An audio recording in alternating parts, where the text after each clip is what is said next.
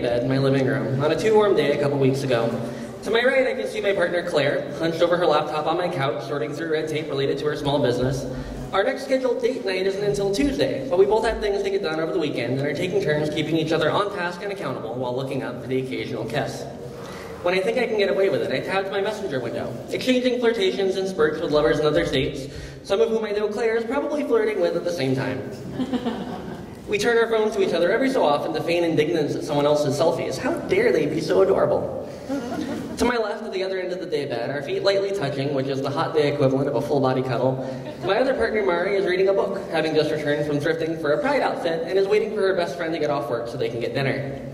She's petting Claire's tiny dog while the two of us keep our heads down, and her own dog, a big lazy golden, is asleep on the couch behind her, exhausted from the walk Claire and I took her on earlier. I'm in a relationship with both of these people. They're friends with each other, and we're all just existing together. Neither of them live here, and none of us planned this day to happen. There was a time when this scene would have seemed unthinkable to me, but even after I learned such things were possible, they still seemed too good to be true. How could I deserve that much love? When people think about polyamory, they tend to imagine lots of things, some of them even accurate. Usually couples opening up, posting on Tinder with their names crammed together with ampersands, looking for a third, like a booty call, a casting call. That's valid, and it's fun, but it means something a little different for me. There was a time in my life that I refer to as most of it, where I labored under the impression that I was many things I'm not today. Heterosexual, cisgender, monogamous, not kinky, and a boy. 5 years ago, at the tender young age of 28, I started challenging many of those assumptions, which started with ending a pattern of codependence that had taken me through 14 years of serial monogamy without ever knowing the true silence of my own company. It always confused me when my friends lamented that they could never find relationships because I could never find not relationships. Though I didn't think it was because I was more desirable or desirable at all or better than them in literally any way. Quite the opposite, I was intrigued by their ability to stay single, where I lived with the condition of needing someone else to feel whole, to create a single working cell from two flawed, flailing, desperate halves. Inevitably, those arrangements were never stable, or rather, were only stable once I completely disconnected from my own needs and desires for years at a time, never breaking up because I was a coward and didn't want to hurt their feelings. And so I spent my 20s leaping between sinking ships, stowing my baggage in other people's holds, without ever once stopping to unpack it. There are a variety of lenses I could look at that period of my life through. Knowing now that I'm trans, it seems likely that a part of me wanted deeply and dearly to possess qualities of femininity I was holding repressed past my own reach, and so I settled for submerging myself into the psyches of other feminine beings. And of course, like a good citizen of modern society, I accepted monogamy as not just the default, but the only functional option. So long as we stayed together, things were technically working, right? Never mind that even at my most deeply codependent, I could never manage to turn off my attraction or interest in other people. And so I spent my life feeling deeply ashamed of my defective integrity. Rather than questioning all the times I would wring my hands together and try to pick between two people who each suited me in different ways, only to wind up cheating with the other anyway. One thing I learned beyond a shadow of the doubt is that in the end, the body always gets what it wants. And finally, so much of it was simply a vicious spiral. When you've gone over a decade blindly signing off on self-destructive and selfish behavior, when exactly is the right moment to challenge that? For whatever reason, that moment eventually came. I ended a long relationship that was very difficult to end, and in the aftermath I vowed that I wasn't settling down again until I figured out what compelled me to keep building up towers, only to systematically burn them down. And so I began a year of being truly single, one of the greatest years of my life. That's when I learned how to solo travel and discovered that sometimes you need to just put yourself in situations and see what you do when you're not accountable to anyone but yourself. I learned how to keep my own company, and when I liked someone, I learned how to say, hey, I'm really happy with our friendship exactly as it is, but also I think you're really cute, and I'm not looking for anything exclusive right now, but if you ever feel like adding cuddles or kisses to our hangouts, that's a thing I'd be very okay with. And as it turns out, most of the time you can create the kind of relationship you want by simply asking. I felt like I had discovered a superpower. But as great as it was to do the casual thing, I started to miss things from my old relationships. The nights eating takeout in our pajamas with no one to impress. The shared world filled with in-jokes and secret languages. And since I was mostly still hanging out with monogamous people, asking for no strings mostly gives you the same few dates over and over, with occasional broken hearts when one of you ends up wanting more. The summer's journey of self-discovery reached a crescendo when I learned in a sudden crashing moment while living abroad that I might want to live as abroad, which was a revelation...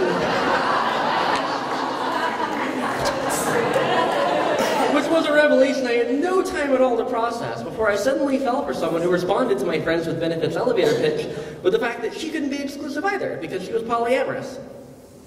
Huh. She was straight and very pretty, so I decided to stay a boy for a while longer, and less than a year later, we had broken up, and I was left with 3 bedrock truths about myself.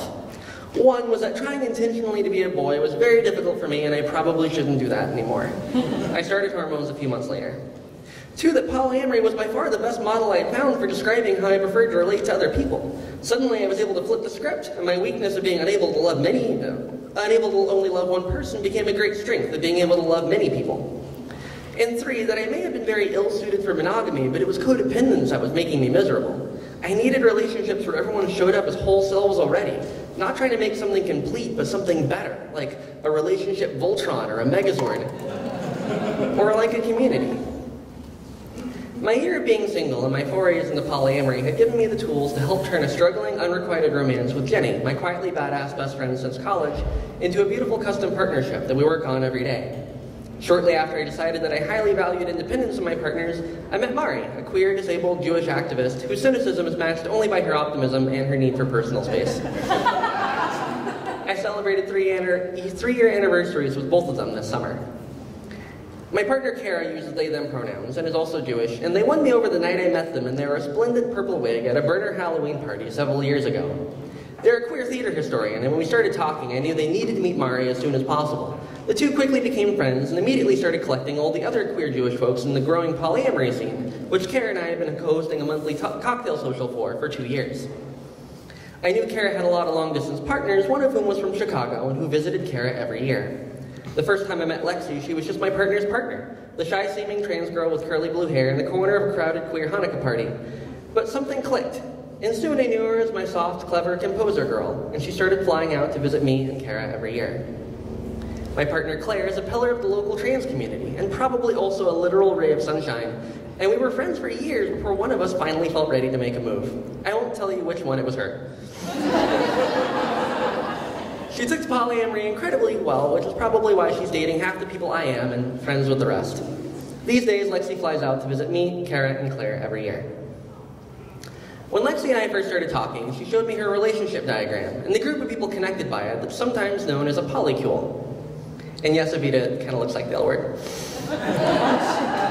She first created it as a novelty to chart her own relationships, but now maintains it as a service she performs for the rest of us out of love. We call her our polycartographer, and the work she does means more than you can imagine. Through exposure to the chart, I started to recognize names from the carousel of faces revolving through social media. Stories about lovers began to coalesce into vague outlines of specific people. Strangers became friends, and for some of us, in the comfort of being implicitly vetted by one another, bantering became flirting.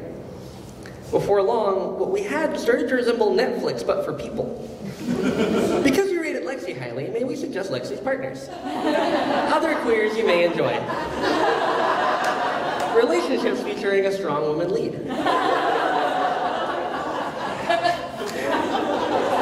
The visual aspects of the chart work their way into our shared culture. Now, when we can feel a connection brewing, we might shyly ask someone if they'd like to dot with us, which means putting a dotted line between our names, and which means only what the two people agree that it means.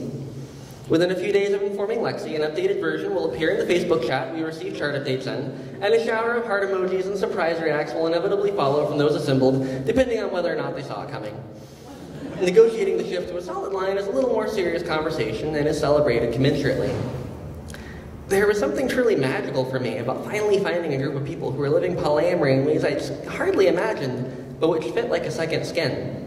In one way or another, through pain and joy and sheer effort, we had each done the emotional work to discover who we really were, and were able to show up ready to love with as little scarcity as possible. Family structures were optional, primary partners were optional, no one had to choose who they loved more. And for the first time in my life, I didn't feel strange or broken, like the way my heart worked was something I inflicted on others. It says something about the world we live in that a community like ours is a luxury and a privilege to be able to experience, and yet has also been so completely vital to our survival. Most of us are queer or transgender in some way, and many of us are disabled or occupy other marginalized intersections. For people like us, beyond just being fun, a network of partners is pragmatic, a resilient ecology of people who care about you through discrimination, depression, pain, dysphoria, who can be trusted to know the ins and outs of your hot-wired jalopy of a body, and who aren't aligned with politics that want to see you destroyed. We managed to push together our shared little relationship worlds into a city of overlapping bubbles where we could walk for miles without being made to feel abject or alien, almost like normal people. Last summer, we picked a city that had a critical mass of us in it, and a bunch of us flew out to Atlanta for what we decided to call the first annual CutieCon. It was the first time in my life I'd gone a week without seeing a straight person, and I spent so much time hanging out in a group of other trans women that I realized I had developed the audacity to simply think of myself as a woman. And in the midst of slumber parties, it's true.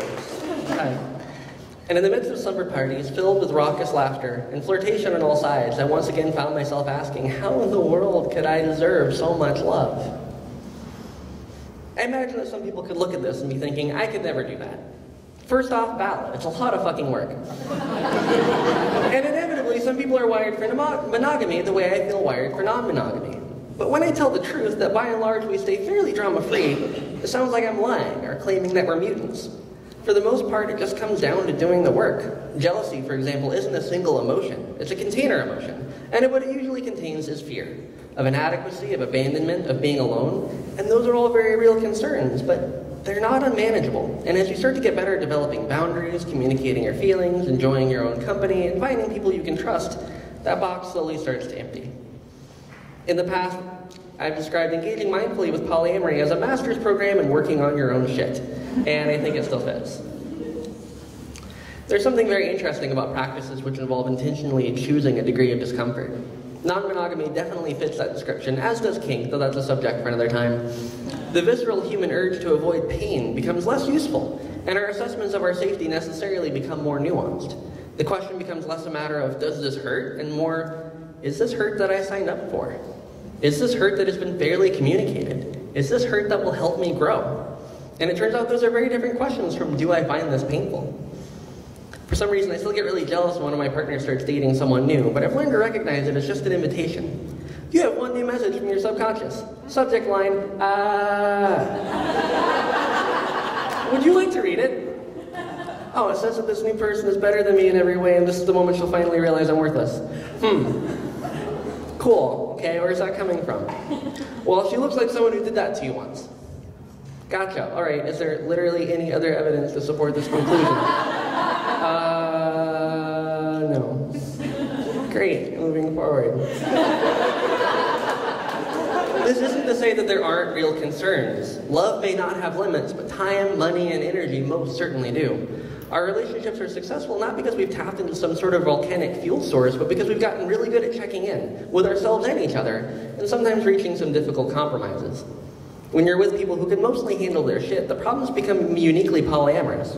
The partners you part ways with may stay in your life because other people you know are still dating them. Long distance becomes inevitable, and moving to another city to be with someone special just changes the airport you fly out of 3 times a year. You fantasize with your far-flung lovers about converging upon a quiet plot of land in the country where everyone can build bungalows for themselves and eat dinner every night at a shared table, and somehow there's also a cute brunch spot nearby, and also we have good credit scores. I keep catching myself wanting to be inspirational and speak to some sort of universal truth tonight, but really, the only story I can speak to with any certainty is my own. I may have found something that's really wonderful and weird and works for me, but the way I love is just one way to love, and there are as many ways to do that as there are people in this room. I can say one thing without hesitation, and that's the answer to that question that I've kept asking myself again and again. How do I deserve this much love? And all along, the answer is simple. I do, just for existing, and so do you. Thank you.